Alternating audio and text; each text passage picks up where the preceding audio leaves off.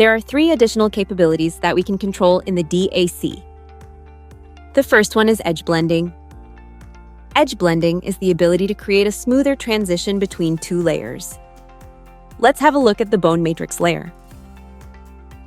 We can have smoother transition between the BoneMatrix and the Vero Pure White, and between the BoneMatrix and the Agilus. Let's click over here and select the number of millimeters that we want to transition these layers with. We can see that there is only smoother transition with the next layer, which is Agilus.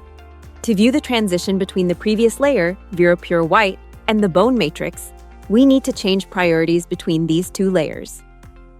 If we move this one and drag it to the bottom, there you go. Layer 1, which is the BoneMatrix, will have higher priority.